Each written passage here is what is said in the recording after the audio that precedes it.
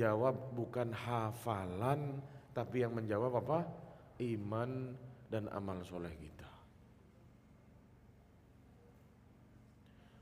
Makanya kata Rasulullah SAW, idza matal insan inqata'a amaluhu ya illa min thalatha. Kalau salah seorang meninggal dunia, amalannya terputus kecuali dari 3. Yang pertama, shadaqatun jariyatun, sedekah jariyah. Yang kedua, wa ilmun yuntafa'u bihi. Terus al-waladu as-salih yad'u lahu, anak soleh yang mendoakan dia. Anak soleh harus ada apa? Soleh. Kalau tidak soleh tidak termasuk di sini. Para jamaah yang dirahmati Allah,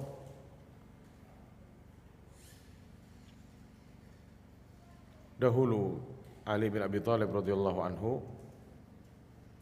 ditemui oleh salah seorang sahabatnya. Sahabatnya lihat Ali bin Abi Thalib ini sholat di malam hari, panjang sholatnya, tidak selesai-selesai. Ini orang-orang yang dijamin surga sudah jamaah, ditemui sholat tahajud di rumahnya, panjang-panjang sholat tahajudnya. Katanya temennya, ini nyebut temennya nih, tanya, ya Amirul Mukminin, wahai Amirul Mukminin, saumun bin nahar wa saharun bil lail wa ta'abun fi ma baina dzalik. Wahai Amirul Mukminin, kamu puasa di siang hari, kamu sholat begadang di malam hari, belum lagi kelelahan yang engkau jalani di keseharianmu. Ya, beliau jadi apa? Khalifah, ngurus umat, ya, jadi pemimpinnya umat, jadi panglima perangnya, jadi pemimpin negara, ya, ngurus ya kaum muslimin. Apalagi di zaman Ali bin Abi Thalib ada perang, ada fitnah di antara kaum muslimin. Apa ndak capek? Kata temannya, kamu di siang hari puasa, di malam hari kamu sholat malam panjang, belum lagi kelelahan yang engkau rasakan di siang hari. Selesai beliau sholat, dijelasin sama Ali bin Abi Thalib. Apa kata beliau? Safarul akhirati tawil. Safar ke negeri akhirat itu panjang. Kita ini hidup di dunia baru ada di terminal yang kedua. Terminalnya kira-kira masih ada 12 lagi sana, ya, sampai ujungnya neraka atau surga. Kita masih ada di terminal yang kedua. Kata Ali bin Abi Thalib, safarul akhirati tawil. Perjalanan ke akhirat itu panjang. Kita butuh bekal yang banyak. Jangan sampai bekalnya habis. Dan beliau bilang, wa yahtaju ila qat'ihi bi sairil laili wa huwal ijlaj. Kita perlu potong jalan, kita perlu ya shortcut. Ya. Bahasanya apa? Shortcut. Kita perlu potong jalan, lewat jalan tikus supaya cepat selesai urusannya, supaya tidak panjang-panjang besok di akhirat. Caranya dengan apa? Banyak-banyak sholat malam. Salah satu amalan yang sangat dahsyat, yang setengah mati mau kita kerjain. Ustaz jangan sholat malam, Ustaz sholat subuh kebablasan. Ya, kita mau hayal sholat malam, sholat subuh kadang suka bablas, tidak dengar azan kita. Bangun-bangun tahu-tahu sudah iqomah, lari-lari ke masjid ya.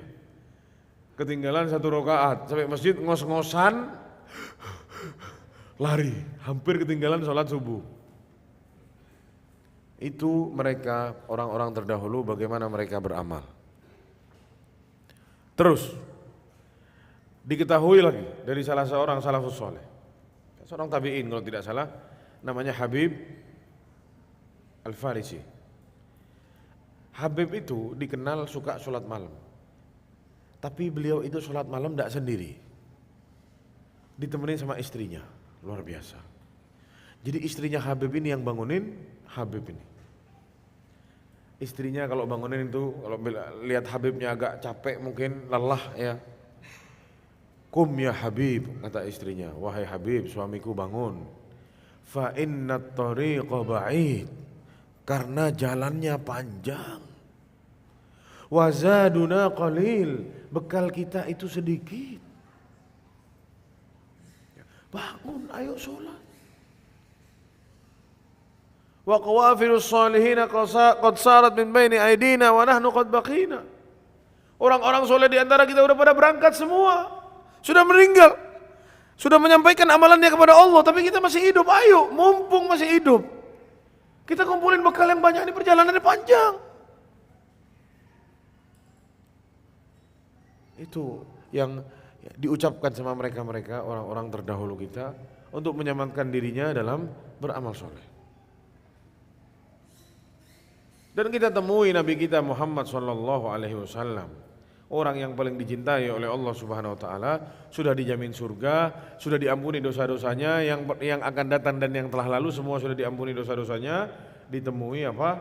Salat malam. Salat malamnya Nabi gimana? Kata Anas bin Malik radhiyallahu anhu, saat beliau nginep di rumahnya salah seorang istrinya Nabi, karena keponaan salah seorang istrinya Nabi, ana lupa siapa ya? Ya jadi kalau salah Ummu Habibah kalau tidak salah, atau siapa, salah seorang istri Nabi. Ya Anas bin Malik ini keponakannya, jadi mahram. Suka nginep di rumah bibinya itu istrinya Nabi, salah seorang dari istrinya Nabi. Atau Hudzaifah ibnul Yaman, Hudzaifah ibnul Yaman. Ana pengen lihat, jadi saat bagian Rasulullah nginep di rumahnya bibi, ana pengen lihat gimana Nabi kalau sholat malam, kata Hudzaifah. Ada yang nginep di situ. Rasulullah sama istrinya tidur kakinya ke sana, kata Hudzaifah, ana tidurnya kakinya ke sana. Karena tidak muat kalau mau ke sana semua. Sholat malam jemaah, Rasulullah mulai, ana ikut, kata Hudzaifah. Mau sok jago nih ceritanya. Mau ikut sholat malamnya Nabi. Sholat, tidak selesai kata Hudzaifah. Al-Baqarah habis. Dipikir, oh kata Al-Hudzaifah ini separuh Al-Baqarah ruku. Ternyata lanjut separuh. Waduh. Lanjut sampai habis. Oh, Al-Baqarah sampai habis. Al-Baqarah sampai habis rakaat pertama ini. Bukan tarawih baca Al-Baqarah sampai habis, bukan. Rakaat pertama. Kata ini Hudzaifah cerita. Ini Al-Baqarah selesai, beliau ruku. Ternyata loncat dari Al-Baqarah baca An-Nisa dulu. An-Nisa dihabisin lagi. Habis An-Nisa loncat baru ke Ali Imran, dibaca Ali Imran sampai habis. Subhanallah. Berapa jam berdiri? Sampai ditemui kakinya apa? Bengkak. Sampai istrinya tanya, ya Rasulullah, engkau ini sudah diampuni dosa-dosanya sama Allah, dijamin surga, ngapain sholat sampai bengkak ya Rasulullah? Jawabannya sangat simpel. Afala akunu abdan syakura, apakah saya tidak boleh jadi hamba yang bersyukur? Itu bersyukurnya ya. Itu sholatnya Nabi sepanjang itu apa? Bersyukur. Gimana kalau ditemui misalkan Nabi itu tidak maksum, misalkan punya dosa, mungkin lebih panjang lagi sholatnya untuk menggugurkan dosa-dosa itu. Ini sholatnya orang yang sudah diampuni dosa-dosanya sama Allah Subhanahu wa taala. Para jamaah, dikatakan oleh para ulama bahwasanya ada salah satu penyakit yang sama setan selalu digunakan untuk menghambat kita ini dalam beramal soleh. Dan ini penyakit disebutkan oleh banyak para ulama dalam kitab-kitabnya. Dan ini penyakit terjangkit kepada kita semua dan ana yakin itu. Nama penyakitnya adalah at-taswif. Apa namanya? At-taswif. Apa itu artinya at-taswif? Kalau bahasa Arab orang ngomong saufa wa saufa. Bahasa Indonesianya apa? Saya akan dan saya akan. Saya mau begini dan saya mau begitu. Tapi dia tidak pernah kerjain itu. Hanya saya akan dan saya akan. Iya atau tidak jemaah? Nanti kalau anak punya uang, ya, saufa ahuj, saya mau naik haji. Saufa a'tamir, saya mau umroh. Saufa atasaddaq, saya mau sedekah. Saufa atazawwaj, saya mau menikah. Tapi dak haji, dak umroh, dak sedekah-sedekah, dak nikah-nikah. Ini namanya penyakit apa? At-taswif. Ini salah satu penyakit yang sama setan dikirimkan dan dihembuskan kepada kita semua ini. Supaya kita tidak punya amal soleh.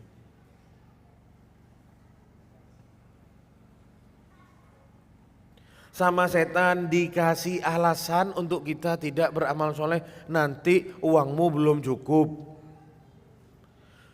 Nanti kamu, kalau mau sholat nanti aja, jangan sekarang. Sekarang kamu capek, istirahat dulu, jangan zalim sama diri sendiri. Dikasih sama setan apa? Jawaban-jawaban untuk supaya orang itu tidak beramal. Karena memang salah satu strateginya setan itu yang dia pakai adalah jangan sampai kita ini punya amal soleh. Jadi setan itu strateginya lumayan, ada banyak. Salah satu strateginya yang utama itu membuat orang kafir keluar dari agama Islam. Itu yang setan inginkan. Dengan kesyirikannya, dengan amalan-amalan yang membuat orang itu keluar dari Islam. Kemunafikan, kekafiran, kesyirikan itu yang dicoba. Tapi kalau gagal setan akan pindah. Mencoba dengan jalan yang lain, yaitu apa? Membuat agar orang bermaksiat kepada Allah Subhanahu wa taala. Kalau ternyata ini gagal, setan tidak tinggal diam. Dia akan pindah ke yang kedua. Apa? Yang ketiga. Disuruh buat perkara-perkara bid'ah. Supaya tidak diterima amalnya. Karena kata Rasulullah, man amila amalan laisa alaihi amruna fahuwa raddun. Barang siapa yang beramal satu amalan yang tidak pernah kami ajarkan, maka amalannya apa? Tertolak. Itu yang akan dicoba sama setan. Dan itu yang dikatakan oleh Imam Sufyan Ats-Tsauri, al-bid'atu ahabbu ila iblis minal ma'siyah. Bid'ah itu lebih dicintai oleh iblis daripada apa? Maksiat. Kenapa demikian? Li'annal bid'ah la yutabu minha. Bid'ah itu tidak ada orang yang buat bid'ah terus dia tobat kepada Allah Subhanahu wa taala. Astagfirullah, habis bikin bid'ah ada? Tidak ada. Ya karena dia merasa itu adalah ibadah. Padahal itu tidak pernah diajarkan sama Nabi. Sebaliknya, maksiat yutabu minha. Pelaku maksiat itu tahu kalau dia sedang apa? Bermaksiat. Orang yang lagi mabuk dia tahu ini tidak benar, ini dosa. Mau apapun itu agamanya. Kecuali orang yang tidak punya agama. Berzina, ya pezinanya pun tahu ini zina, ini tidak boleh. Ya saya melakukan ini karena terpaksa. Saya akan tobat di kemudian hari. Ya itulah maksiat, pelakunya tahu. Tapi kalau bid'ah orang tidak tahu. Jadi setan akan mencoba untuk supaya orang berbuat apa? Bid'ah. Kalau ternyata orangnya tidak buat bid'ah, dia akan loncat setan ke strategi yang selanjutnya. Apa itu? Melarang orang untuk berbuat ketaatan. Syirik enggak, maksiat tidak, bid'ah tidak, sudah, nol aja, jangan buat amalan sama sekali. Mau masuk Islam dihalang-halangi. Ya, sebagaimana hadis yang panjang Rasulullah jelaskan bagaimana setan itu ganggu orang. Awal ganggu saat orang mau masuk Islam. Ya, kata Rasulullah, inna syaitan yaq'udu inda bani Adam fi jami'i atrukihi. Atau kama qala sallallahu alaihi wasallam. Bahwasanya setan itu menduduki seluruh jalur kebaikannya anak cucu Adam. Faqa'ada lahu fi tariqil Islam. Kata Rasulullah SAW, setan duduk menduduki jalur keislamannya mereka. Ini ceritanya Rasulullah lagi cerita dulu para sahabat saat mau masuk Islam, dihalang-halangi sama siapa? Sama setan. Katanya setan, "Tuslim, kamu mau masuk Islam.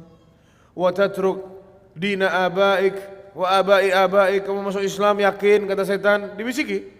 Mau meninggalkan agamamu, agama nenek moyangmu, agama bapakmu mau kamu tinggal? Kata Rasulullah SAW, fa'asahu fa'aslam. Tapi sama orang ini dilawan, bisikan setan, akhirnya dia masuk Islam. Faqa'ada lahu fi tariqil hijrah. Lalu setan duduki dia di jalur hijrahnya. Duduk di mana? Habis masuk Islam, terus disuruh apa? Hijrah ke Madinah atau hijrah ke Habasyah. Hijrah ke Habasyah ada 2 kali hijrah, terus lalu yang terakhir kemana? Ke Madinah. Diduduki sama setan. Jangan beramal kamu. Sudah tidak usah buat apa-apa. Jangan hijrah. Yakin mau hijrah kamu? Tuhajir, kata setan. Yakin mau hijrah? tatruku ardhak wa sama'ak, kamu mau meninggalkan langitmu, mau meninggalkan ya tempat tinggalmu selama ini, mau meninggalkan rumahmu yang sudah kamu bangun, yang kamu banting tulang kerja untuk bangun rumah, kamu sudah bangun sama kamu mau ditinggal. Gimana kata setan? Tapi kata Rasulullah apa? Fa'asahu fahajar. Lagi-lagi dilawan sama orang ini, lalu orang itu berhijrah, ditinggallah semua itu. Tsumma qa'ada lahu fi tariqil jihad. Lalu setan menduduki jalur jihadnya. Saat sudah hijrah ke Madinah ada peperangan banyak, iya kan? Dimulai dari perang apa? Perang Badar, tahun kedua Hijriah. Ya, jadi setahun sudah hijrah, tahun keduanya langsung perang Badar. Gak neko-neko, langsung perang. Cuma 300 orang, perang. Setan datang, diganggu sama setan. Tsumma qa'ada lahu fi tariqil al-jihad. Kata setan, tujahid, yakin mau jihad, taktul atau tuktal, kamu tuqatil wa tuktal, kamu mau perang, mau tebas-tebasan kepala sama orang, kamu bunuh orang atau kamu yang dibunuh nanti sama orang. Tidak cukup itu yang dihembuskan sama setan. Kata setan apa? Wa tunkahul mar'ah, istrimu nanti kalau kamu mati diambil sama laki-laki lain. Bayangkan ya Pak, bagaimana setan itu halang-halangi orang apa? Supaya jangan buat ketaatan sama sekali. Kamu yakin mau jihad mati, istrimu yang kamu cinta itu nanti dinikahi orang lain. Wa tuqassamul mal, hartamu yang kamu timbun selama ini jadi harta warisan, dibagi-bagi ke ahli warismu. Yakin mau jihad? Lihat jemaah, sampai ke titik itu setan apa? Membisiki orang. Supaya orang itu tidak punya bekal sama sekali, supaya orang itu tidak punya apa? Amalan sama sekali. Tapi kata Rasulullah, fa'asahu fajahada. Ditampik itu sama orang ini dan orang ini tetap berjihad. Lalu kata Rasulullah, barang siapa yang selalu seperti itu dalam hidupnya, barang siapa yang selalu menampik bisikan-bisikan setan dalam hidupnya, berhak bagi dia untuk dimasukkan surga oleh Allah Subhanahu wa taala. Para jamaah subhanahu wa ta'ala, ini sudah beberapa poin kita bahas ya. Yang pertama kita membahas masalah umur kita ini yang sangat singkat. Yang mana umur ini yang menentukan apa? Kita ini disiksa atau diazab di alam kubur nanti. Kalau di alam kubur baik, bisa jawab pertanyaan malaikat. Ya kata Rasulullah, atahu malakan aswadan asraqan. Malaikat yang datang itu warnanya hitam sama biru. Hitam legam sama biru. Ya, bisa dibayangkan jemaah? Mengerikan. Antum lagi tidur, dibangunin sama dua malaikat itu, bagaimana mengerikannya. Lalu antum ditanya, man rabbuka? Ada jawabannya di sini, tapi orang-orang yang kurang, ya kayak orang yang sudah tahu tapi lupa ingat, pahamnya mah? Paham? Ada di ini, cuman mau dikeluarin susah, ya begitu kurang lebih. Tapi orang-orang yang beriman kepada Allah, mau dia tidak bisa bahasa Arab, ditanya man rabbuka dengan mudah dia jawab Rabbi Allah. Tuhanku siapa? Allah Subhanahu wa taala. Wa ma dinuk? Agamamu apa? Dini Islam, dengan mudah dia jawab. Yang jawab iman sama amal solehnya. Jadi Anda pernah datang penguburan orang, sama yang ngubur itu dikasih kunci jawaban dulu. Nanti kalau ditanya jawab ini, kok enak kasih contekan. Subhanallah, yang jawab itu bukan apa? Bukan hafalan. Kalau yang jawab hafalan orang Nasrani, orang Yahudi itu semuanya bisa jawab. Mereka dengan mudah menghafalkan itu. Yang jawab itu keimanan dan amal soleh kita. Makanya banyak-banyak berbekal. Punya amalan-amalan yang bisa. Kalau bisa, amalan-amalan itu jadi nyawa kedua kita. Maksudnya nyawa kedua apa?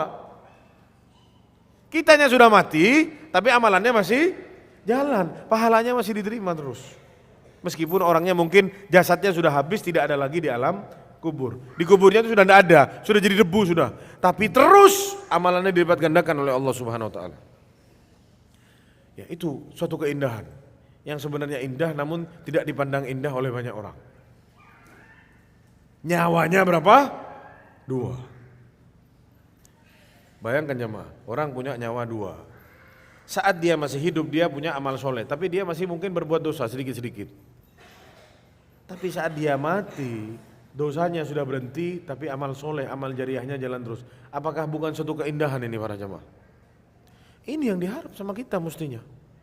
Kita berbekal, ya, kita berpikir ke depan supaya apa? Supaya kita hanya mati, amalannya hidup terus. Amalannya tidak mati-mati. Gali sumur salah satunya kata Rasulullah SAW. Hafara bi'ron. Bir sumur tetap dipakai. Orangnya sudah mati, sumurnya dipakai.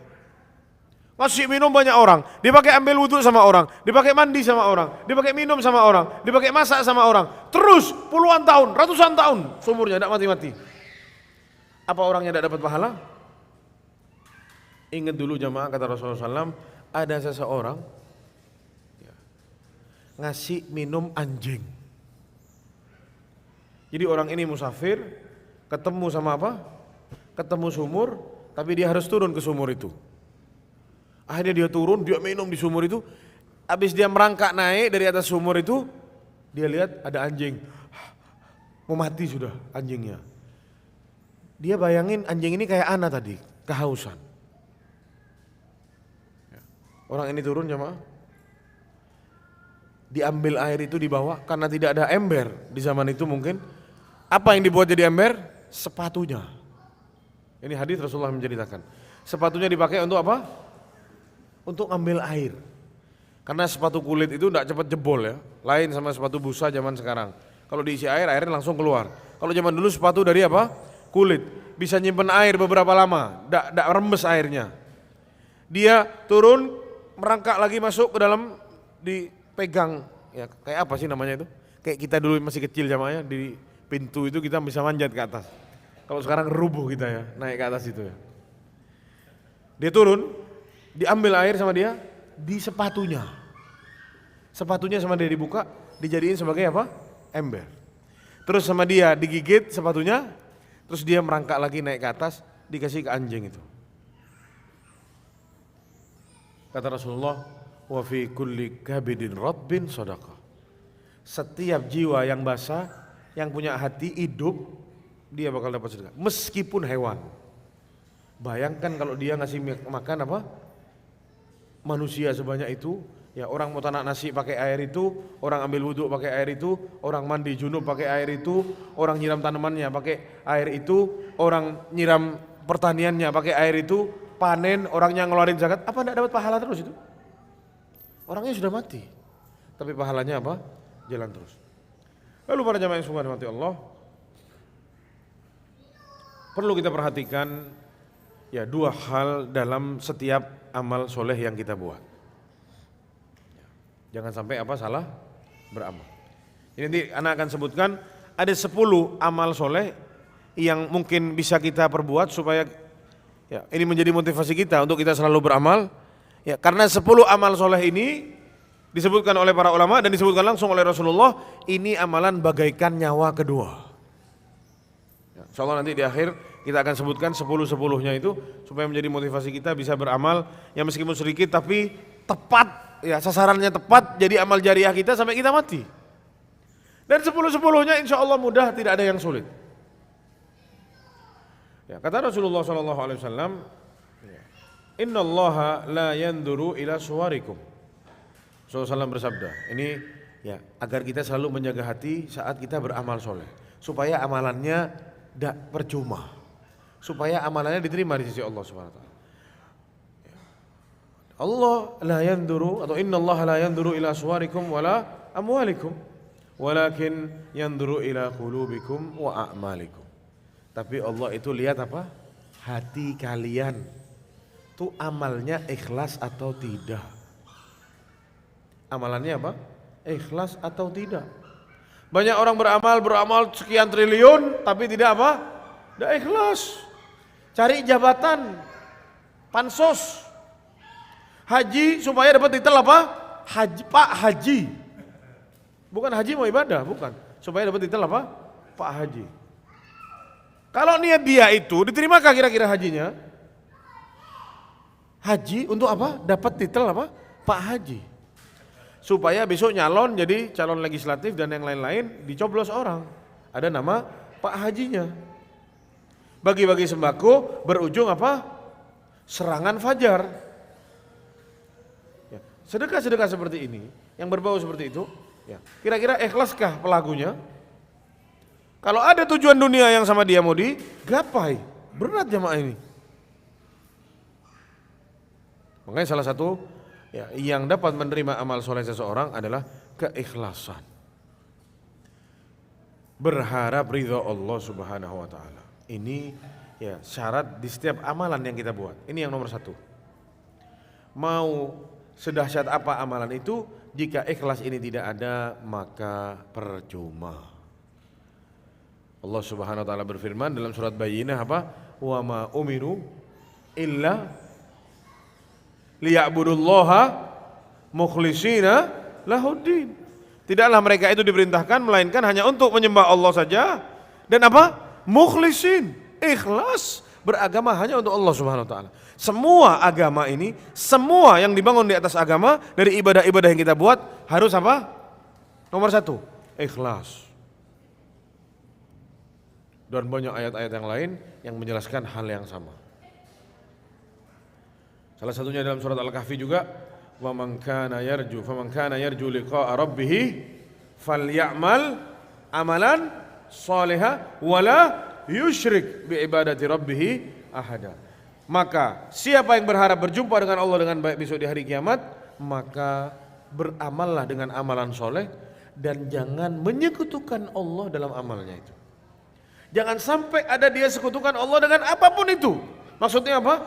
Amalannya untuk siapa? Hanya untuk Allah saja. Ikhlas hanya untuk Allah saja. Itu dalam surat Al-Kahfi. Lalu syarat yang kedua dalam amal soleh kita adalah harus apa? Al-ittiba. Mutaba'atu Rasulullah sallallahu alaihi wasallam, mengikuti caranya Rasulullah sallallahu alaihi wasallam.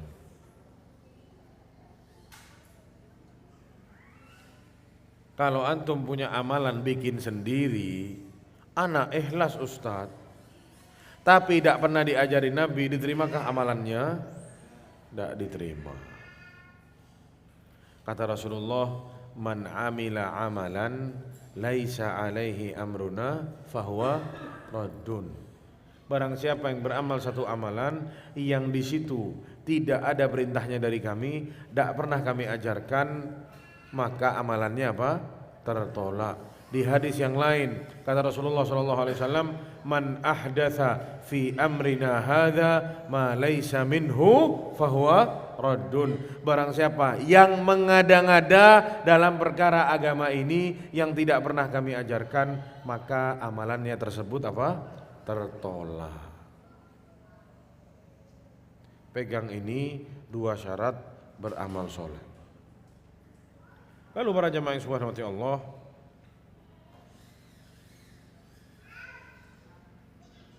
banyak sekali motivasi yang datang ya dari Rasulullah SAW bagi kita agar kita ini segera untuk beramal soleh.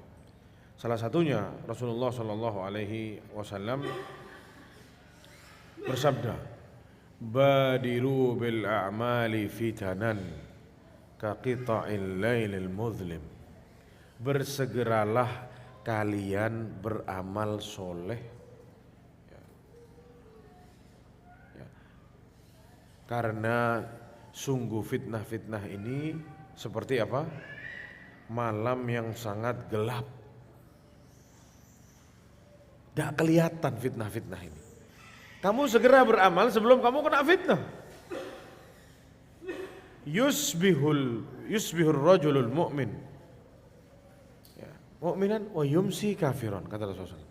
Ada seseorang itu ya karena kena fitnah ini, paginya seseorang itu mukmin, sorenya sudah apa? Kafir. Wa yumsi mu'minan wa yusbihu kafiron. Ada yang sorenya masih muslim, masih Islam, masih mukmin, paginya besoknya sudah apa? Kafir. Kena apa? Kena fitnah. Kenapa demikian? Yabi'u dinahu bi'aradhin minad dunya.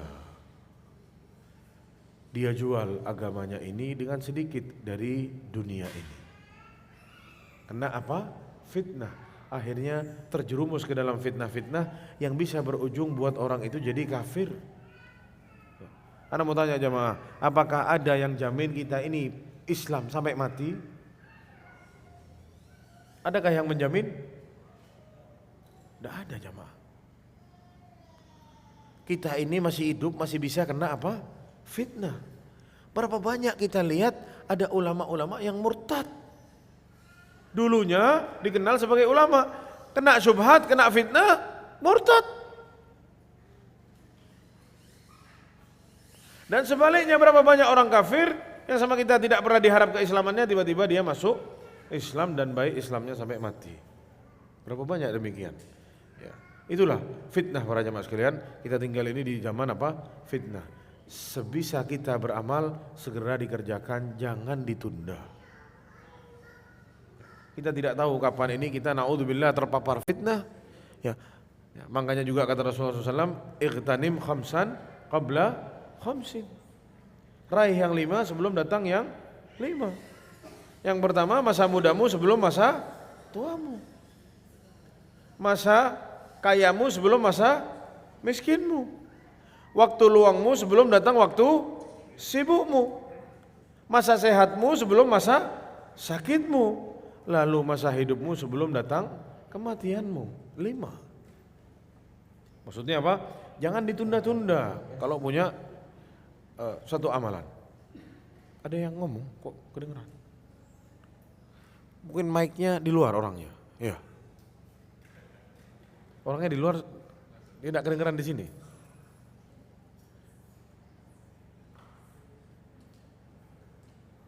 Dan juga para jemaah sekalian, Rasulullah itu memotivasi kita untuk beramal. Salah satunya Rasulullah SAW bersabda bahwasanya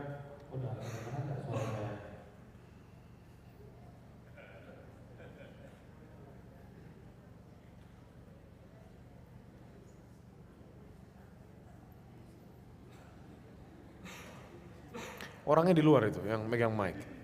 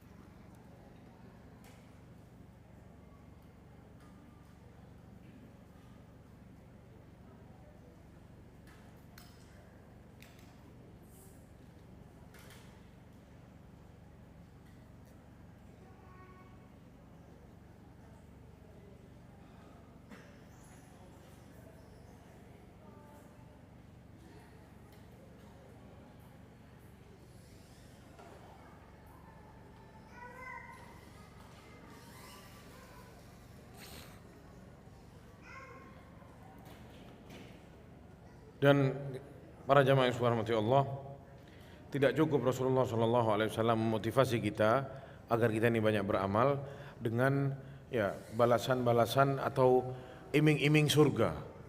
Ya, kata Rasulullah SAW, setiap amalan yang dibuat sama Bani Adam akan dilipat gandakan amalannya menjadi berapa?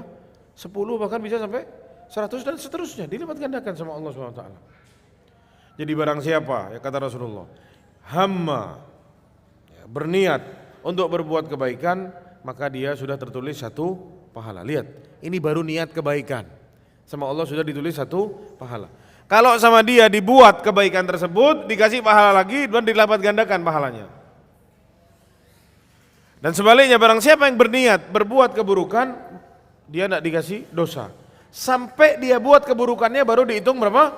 1 dosa. Makanya kita jangan cuma banyak niat-niat saja, ya. Karena kita tahu niatnya saja sudah dapat pahala, terus kita niat aja. Ya, kan niat dapat pahala sudah Ustaz. Ya, jangan begitu. Ya. Ini Rasulullah ngomong supaya kita itu apa? Beramal. Supaya kita ini berbuat. Punya amalan meskipun sedikit, hanya kita sama Allah yang tahu. Dan kita lihat bagaimana dahulu para sahabat dan para salafus saleh beramal. Ya, yang dipimpin, ya, yang terbaik siapa para sahabat? Sahabat terbaik siapa? Siapa? Abu Bakar As-Siddiq radhiyallahu anhu. Dikisahkan oleh Abu Hurairah radhiyallahu anhu bahwasanya Rasulullah SAW bersabda, suatu hari ya para saat ini habis sholat subuh nih, sudah mau masuk ke duha begitu, Rasulullah ngumpulin para sahabatnya dan Rasulullah berbicara sama para sahabat. Seperti biasa, setiap hari seperti itu. Di hari itu Rasulullah tanya, Man asbaha minkum liyawm sha'iman, siapa kalian di hari ini yang sedang puasa? Ya, para sahabat banyak yang angkat tangan, ana ya Rasulullah puasa. Abu Bakar juga angkat tangan, ana ya Rasulullah. Qala faman tabi'a minkumul yawm janazah, siapa yang hari ini sudah ngantar jenazah? Kata Abu Bakar, ana lagi, ana ya Rasulullah. Faman at'ama minkumul yawm miskinan, siapa yang hari ini masih pagi loh ya, siapa yang sudah ngasih makan orang miskin? Abu Bakar ngancung lagi, ana ya Rasulullah. Faman ada minkumul yawm maridhun, siapa yang hari ini sudah jenguk orang sakit? Ana ya Rasulullah. Terus tidak berhenti, setiap amal soleh ditanya dia sudah buat, padahal masih pagi loh. Lalu Rasulullah bilang apa? Majtama'na fimri'in illa dakhalal jannah, tidaklah amalan itu berkumpul dalam satu orang suka berbuat seperti itu dalam kesehariannya, melainkan orang itu akan masuk surga. Ini juga indikasi yang sangat besar dari Rasulullah bahwasanya Abu Bakar itu tempatnya di mana? Di surga. Bayangkan jemaah, masih pagi, puasa, nganterin jenazah, jenguk orang sakit, ngasih makan orang miskin, masih pagi, sudah semua. Subhan. Abu Bakar As-Siddiq radhiyallahu anhu. Bahkan ditemukan kalau Rasulullah SAW bilang nyuruh sedekah, ini ada hal-hal yang membutuhkan sedekah, ayo mau bantu orang lain, Abu Bakar itu ditemukan hartanya semuanya dibawa. Sedekahnya tidak kaleng-kaleng. Bukan kayak kita, buka dompet awalnya mau 100.000, belum keluar udah dibalikin lagi. Jangan, kebanyakan.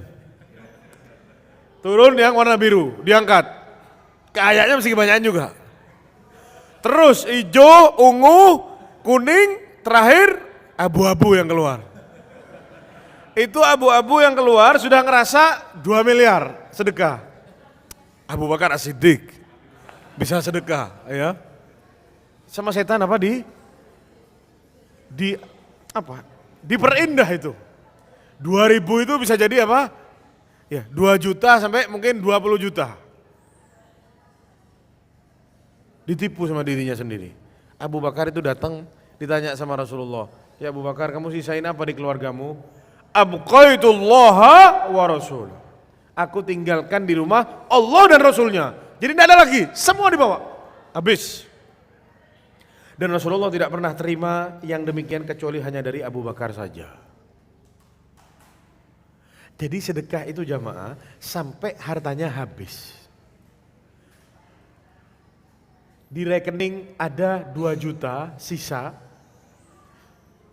Sudah hidup segan mati tak mau. Disuruh sedekah langsung 2 juta, jebret 2 juta, keluar langsung satu waktu, 0 langsung, tidak ada sisanya. Adakah kita seperti itu? Ada, tapi habis itu kapok, tidak sedekah lagi. Ada mungkin, tapi habis itu apa? Kapok, tidak sedekah lagi. Abu Bakar semua, dan Rasulullah diem. Dulu Sa'ad bin Abi Waqqas sama radhiyallahu anhu, saat sudah sakit mau mati, dia bilang, "Ya Rasulullah, ana mau sedekahkan semua harta ana, habiskan semua untuk wakaf fisabilillah." Sama Rasulullah dilarang, jangan. Jangan. Kalau kamu mau sepertiga, dan sepertiga itu sudah apa? Sudah banyak. Terus ada sahabat-sahabat yang lain yang mencoba untuk ngasih semua hartanya, sama Rasulullah ditolak, jangan. Karena Rasulullah tahu imannya tidak sekuat siapa? Abu Bakar As-Siddiq. Suatu hari Umar bin Khattab lagi dapat duit banyak nih, bisnis tembus, banyak untungnya. Katanya Umar, hari ini ana mau ngalahin Abu Bakar Siddiq. Ana lagi ada duit banyak dapat uang, mungkin miliaran atau berapa tidak tahu. Intinya hari ini ana mau sedekah dan hari ini ana mau kalahkan Abu Bakar. Kebetulan Rasulullah lagi nyuruh apa? Ayo sedekah nih, mau bantu salah satu kaum yang sedang membutuhkan. Datang Umar, dibawa separuh harta. Jadi kalau dia punya 50 miliar, 25M langsung sedekah fisabilillah. Tidak pakai pikir-pikir. Kalau kita jangankan disuruh sedekah separuhnya, ngeluarin zakatnya aja setengah mati itu. Setengah mati enggak jamaah? Orang punya uang 1T, 2,5%-nya berapa? 25 miliar.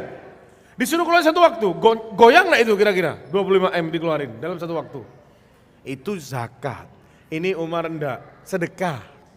Bukan wajib ini sedekah. Separuhnya langsung taruh. Hari ini anak mau ngalahin Abu Bakar.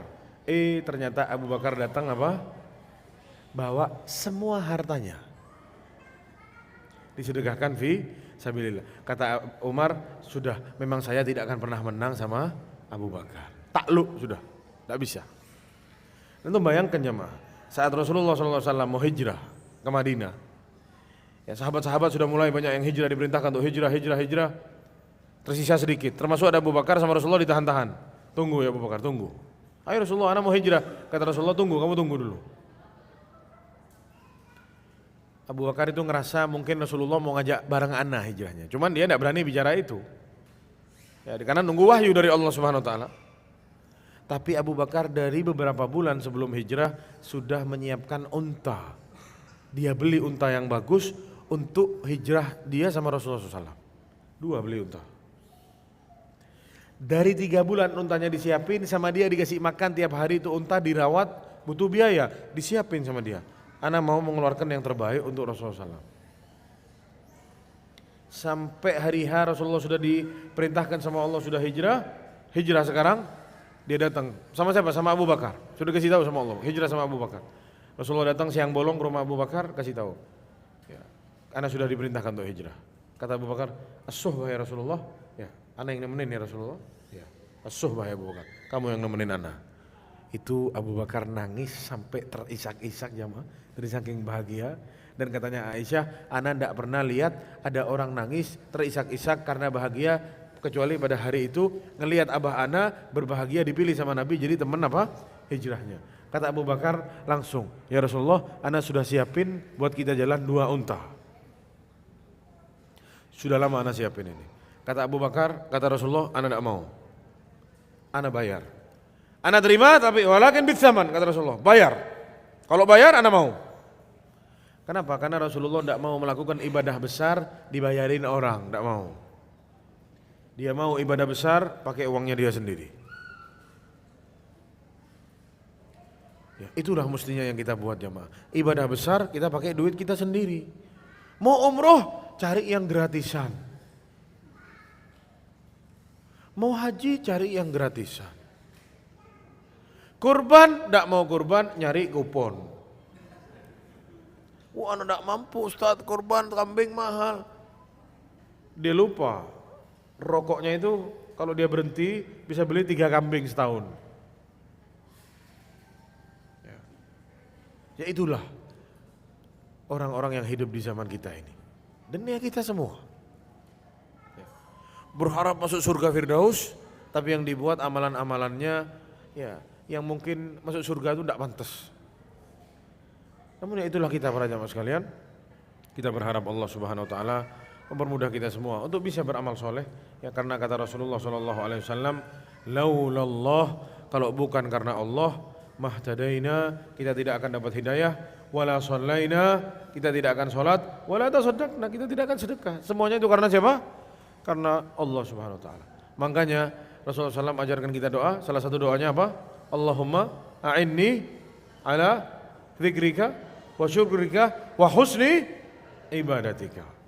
Ya. Bantu kami ya Allah ya, untuk selalu bisa zikir kepadamu, untuk bisa selalu bersyukur kepadamu, dan untuk bisa selalu beribadah dengan baik kepadamu. Ibadah tidak sembarang ibadah, tapi ibadah yang betul, baik ibadahnya, ikhlas niatnya, ikut caranya Rasulullah SAW. Itu ibadah yang baik. Minta ke siapa? Minta ke Allah Subhanahu wa taala. Lalu para jamaah subhanahu wa Allah, sebagaimana janji ana tadi, ya sebagai motivasi kita untuk kita beramal soleh dan amal solehnya bisa terus ya kita nikmati meskipun kita sudah meninggal dunia. Ada 10 amalan ya, yang disebutkan oleh Syekh Abdul Razak bin Abdul Muhsin hafizahullah dalam kitabnya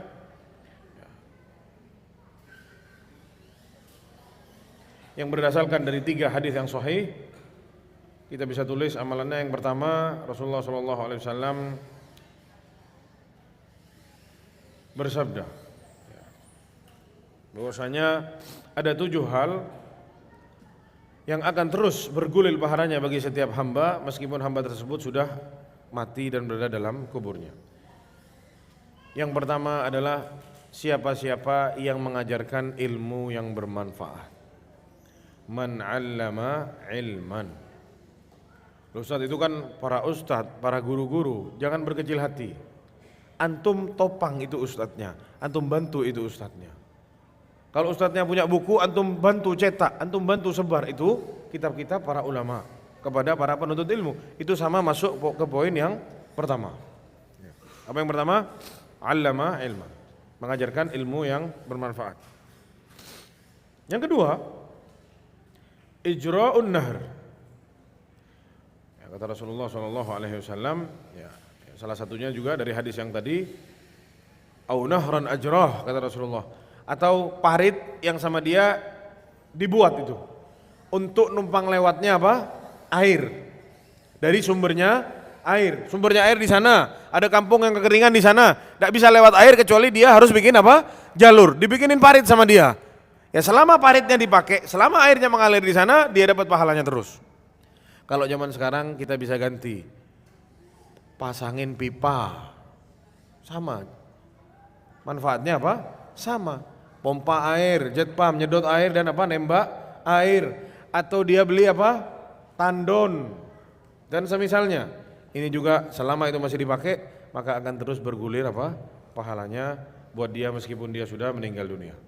Yang ketiga adalah hafrul abar. Sudah kita bilang tadi apa? Gali sumur. Ya, sudah kita ceritakan bagaimana tadi ada orang yang kehausan lalu ketemu sama anjing, dia kasih minum juga. Kata Rasulullah, fi kulli kabidin radbatin ajrun. Setiap jiwa yang punya jantung yang hidup, maksudnya yang masih basah, belum mati kering, maka dia akan dapat apa? Pahalanya, meskipun dia itu hewan.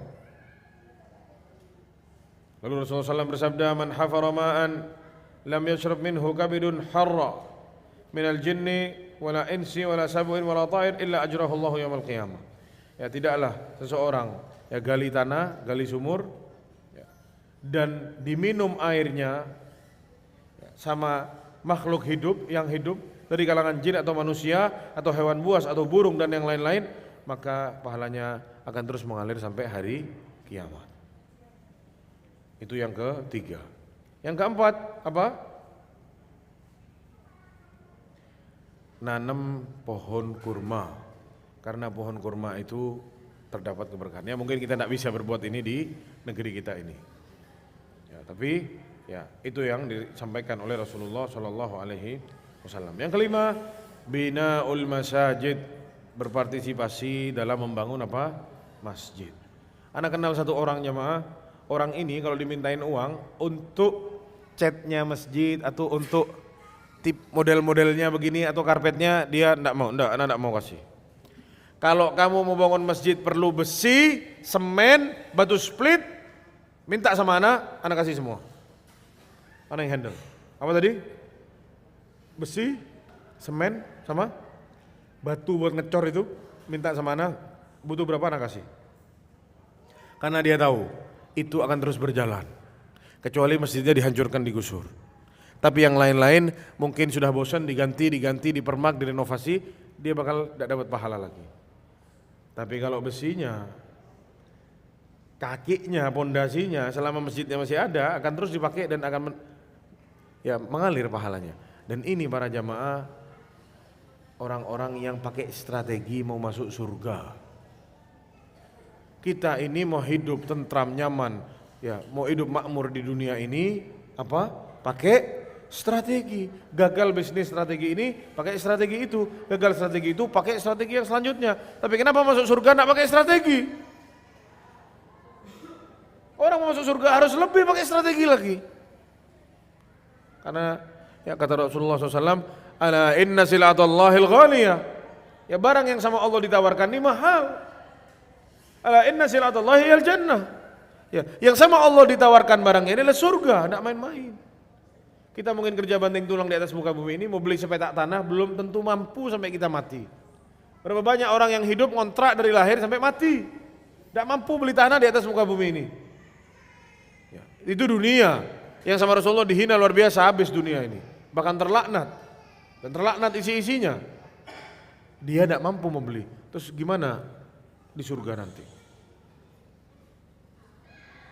Ada yang mau ngomong lagi nih? Kita dengarkan, takut ada informasi penting.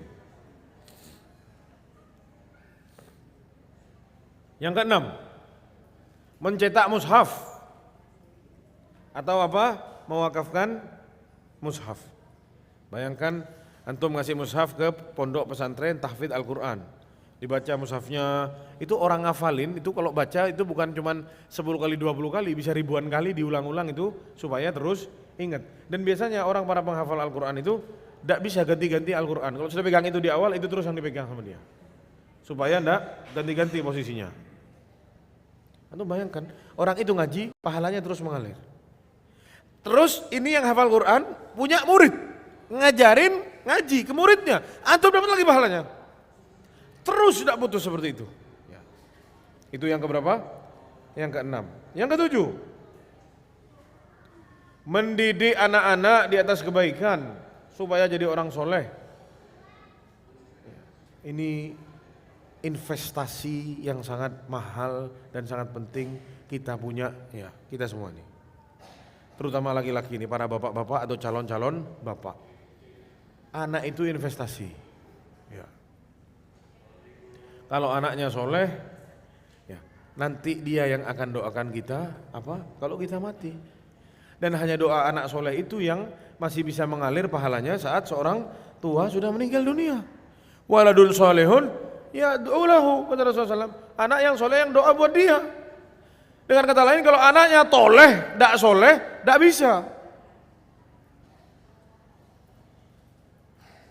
Jadi investasi, ya pendidikan, ajarin anak kita jadi orang baik, akhlaknya baik, ajarin dia sholat, ya selama dia pakai sholatnya kita dapat pahalanya. Terus dia ngajarin lagi ke anaknya sholat, terus keturunan kita dapat apa? Pahala. Ngajarin Al-Fatihah, ngajarin surat-surat pendek, baca-baca dalam ruku dan sujud, ya terus at-tahiyat dan seterusnya. Kalau bisa kita yang ngajarin, jangan dikasih ke gurunya, jangan, rugi kita.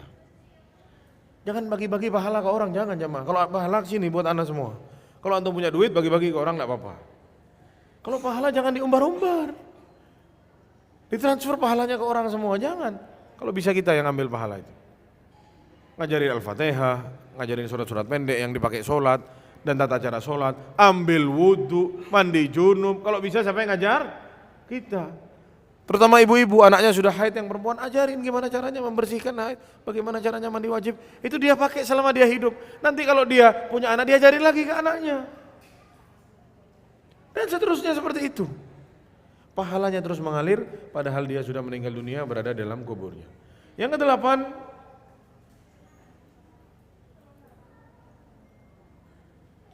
bangun rumah untuk diwakafkan untuk orang-orang yang membutuhkan.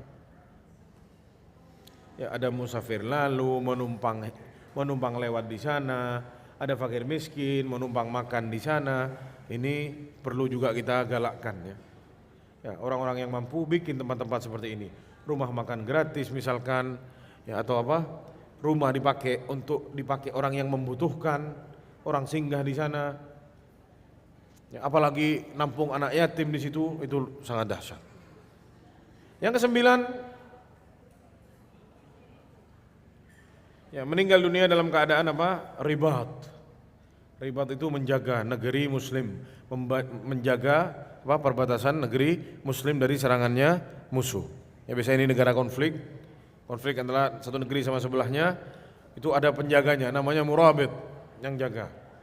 Orang yang murabit, ya kalau dia mati dalam keadaan dia ribat seperti itu pahalanya oleh Allah Subhanahu wa taala dilipat gandakan terus seakan-akan dia tidak mati. Seakan-akan dia masih terus seperti itu melakukan hal itu. Ya, ana rasa kita bukan tentara ya yang menjaga perbatasan, jadi jangan putus asa, masih banyak amalan-amalan lain yang kita bisa buat. Dan yang terakhir adalah sedekah jariyah. secara umum sedekah apapun itu yang kita buat dan sedekahnya berjalan terus, maka itu juga akan menambah pahala kita terus meskipun kita sudah meninggal dunia. Mungkin ini para jamaah sekalian bisa saya sampaikan, semoga bermanfaat. Dan di sini ada beberapa hadiah. Tapi siapa yang mau bertanya dulu, nanti setelah itu kita bagi-bagi hadiahnya. Jika ada yang mau ditanyakan silahkan.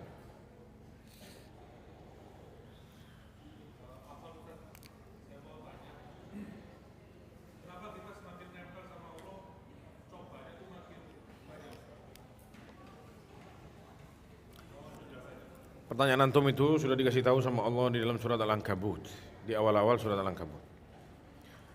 Ahasiban nasu ayyutraku ayyakulu amanna wa hum la yuftanun.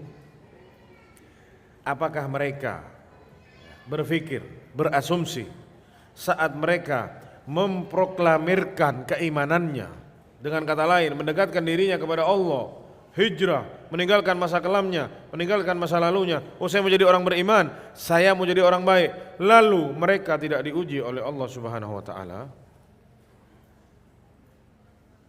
Itu pertanyaan dari Allah Subhanahu wa taala. Ya, apakah kamu mengira bahwasanya kalau kamu itu hijrah, kalau kamu itu beriman, terus kamu tidak diuji? Apa kata Allah? Walaqad fatannal ladzina min qablihim, kami telah uji orang-orang sebelum mereka. Fala ya'lamannallahu alladzina shadaqu wa la ya'lamannal kadzibin. Allah akan tahu pasti siapa yang jujur imannya dan siapa yang bohong. Itu sudah jelas oleh Allah Subhanahu wa taala disebutkan di dalam Al-Qur'an. Ya, dan itu yang dialami sama mereka para sahabat Nabi. Saat mereka memutuskan untuk hijrah, ya ditinggal masa lalunya yang kelam, tidak semuanya balik modal. Banyak yang tersungkur, hancur sampai mati, kering kerontang, banyak.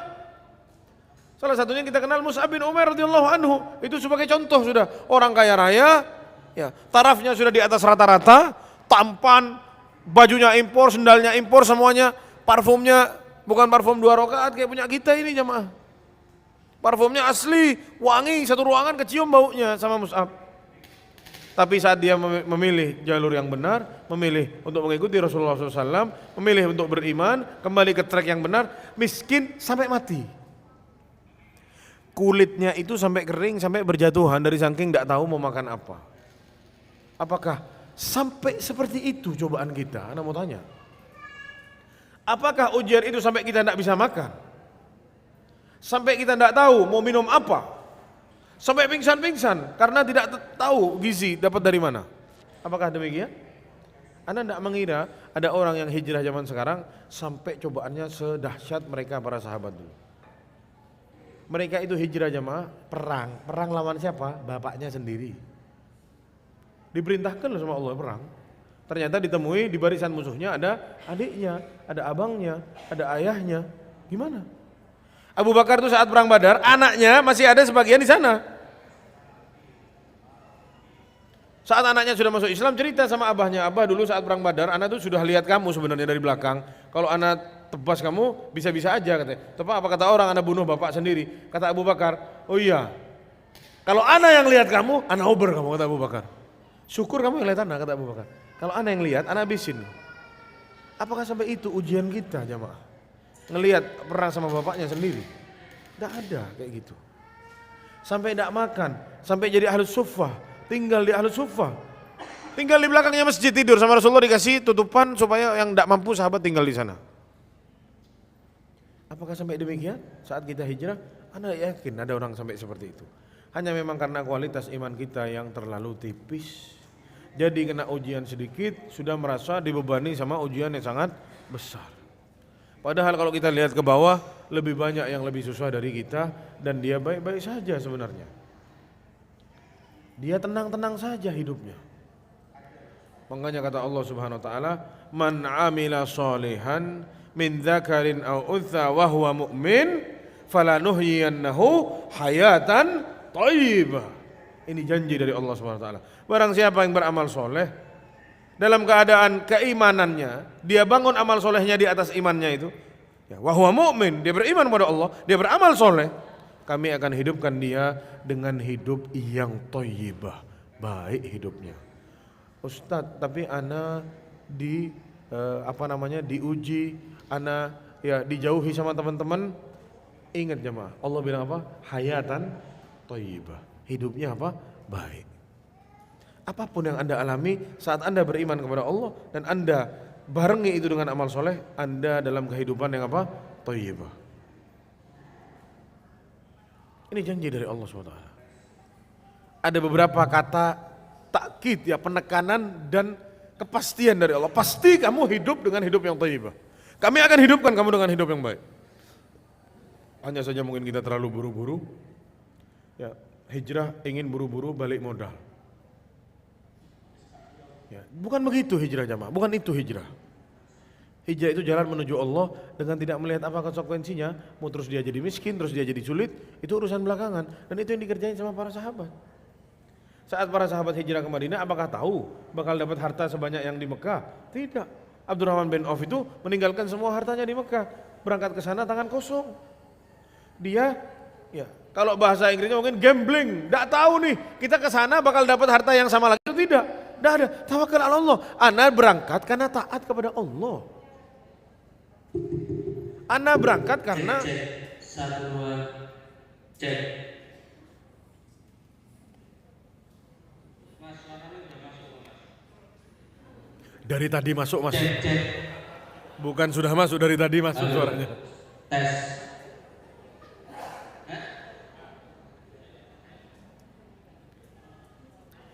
Mic-nya bawa ke sini aja itu.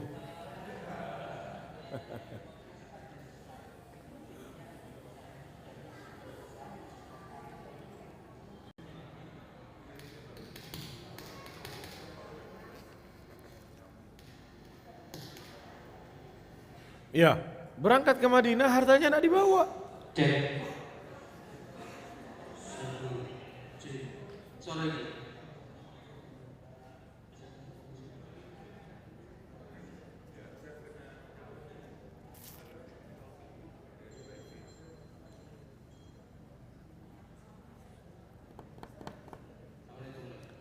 Waalaikumsalam warahmatullahi.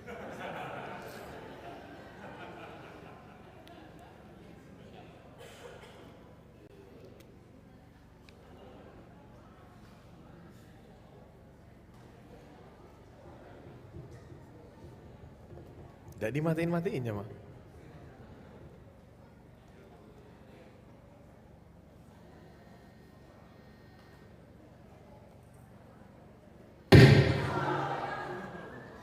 Jatuh itu.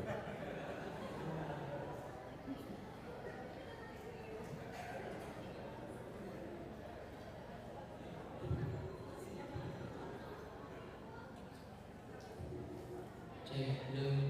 Halo, cek. 1. Tes 1, cek. Jadi sama dia itu dipikir rusak di sana jamaah, enggak keluar suara, padahal suaranya di sini.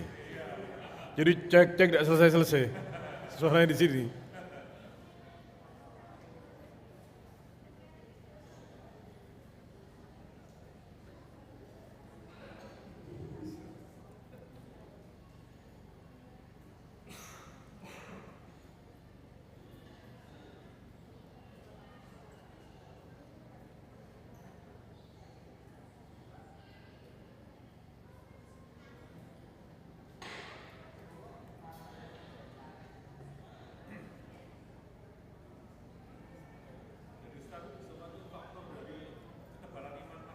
Iya, kurang lebihnya seperti itu.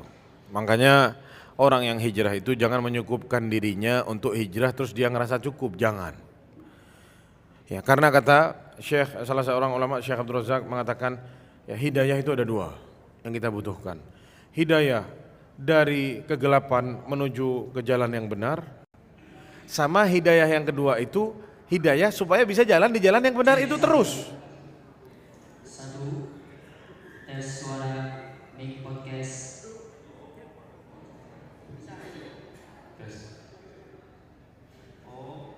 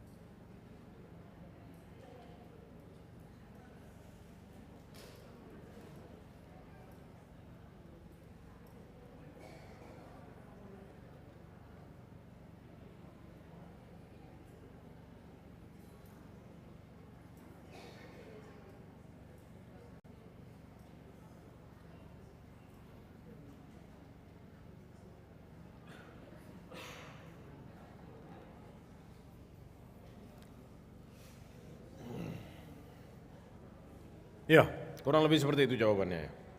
Jadi hidayah itu bukan hanya hidayah dari kegelapan menuju ke jalan yang benar, tapi hidayah itu kita butuh sama hidayah satu lagi supaya bisa istiqomah terus di jalan yang benar. Makanya orang yang sudah memutuskan diri untuk berhijrah jangan mencukupkan dengan oh saya sudah, jangan. Yang pertama terus minta sama Allah supaya bisa jalan di jalan ini istiqomah sampai mati, itu yang pertama. Dan yang kedua banyak-banyak terus menuntut ilmu agama ini, pertebal dirinya dengan ilmu dan amal soleh. Itu yang menyelamatkan kita. Kalau ini ada yang hilang salah satu susah. Ya. Wallahu a'lam bishawab. Silakan, antum dapat hadiah. Masya Allah, kita Fadlul Islam. Baik, pertanyaan selanjutnya. Itu dulu, pertama, angkat tangan. Ya.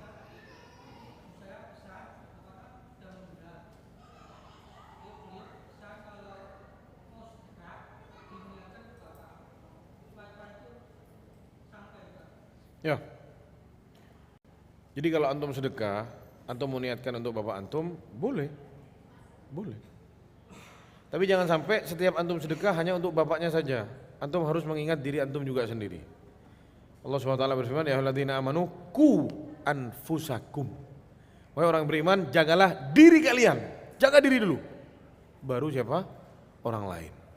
Dan juga sebagian ulama bilang kalau seorang anak itu sedekah dan sedekahnya itu dari hasil didikan bapaknya insya Allah tetap dapat apa?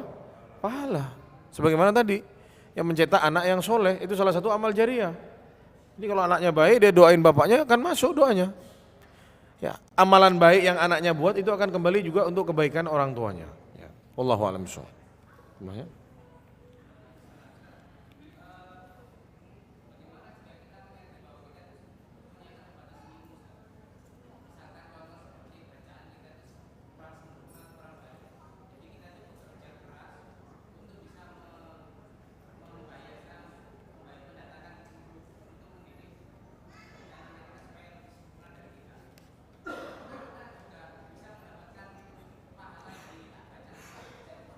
Ya. Kalau antum tidak bisa ngajar baca Al-Quran, ajarin yang lain. Paham ya?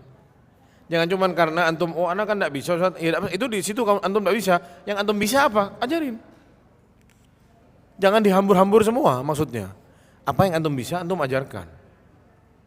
Ya. Karena ilmu, katanya para ulama, al-faqid la yu'ti, orang yang tidak punya tidak akan bisa memberi. Sekarang dia tidak punya ilmunya, gimana dia mau kasih?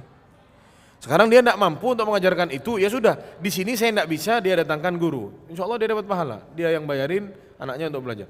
Tapi di yang lain jangan sampai kita putus asa untuk oh anak tidak bisa. Jangan begitu. Pasti ada yang tidak bisa. Masa ngajarin wudhu tidak bisa? Masa ngajarin subhanallah azim tidak bisa? Harus dari guru, kan ini keterlaluan gitu. Ya, jadi seperti itu. Wallahu a'lam bishawab. Silakan. Dapat hadiah? Tanya. Silakan. Terus tanya.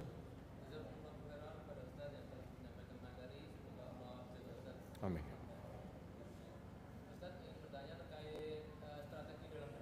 Ya.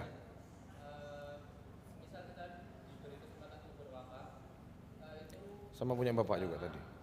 Bapak juga. Ya.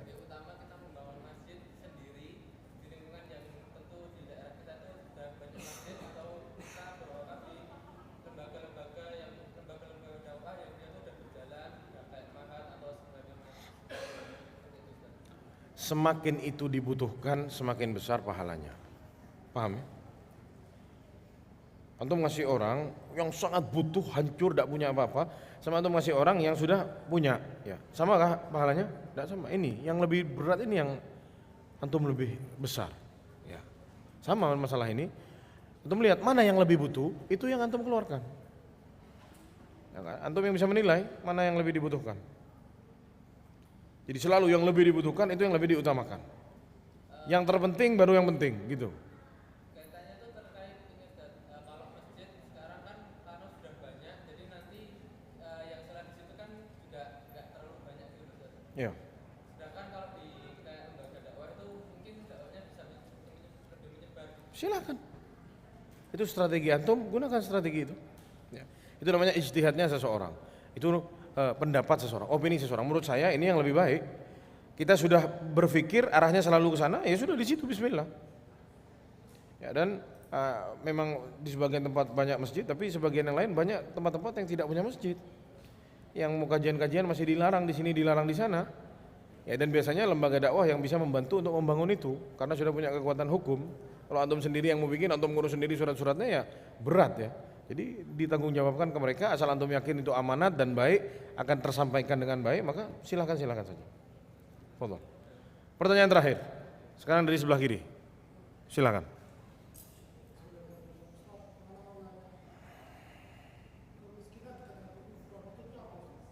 Apa?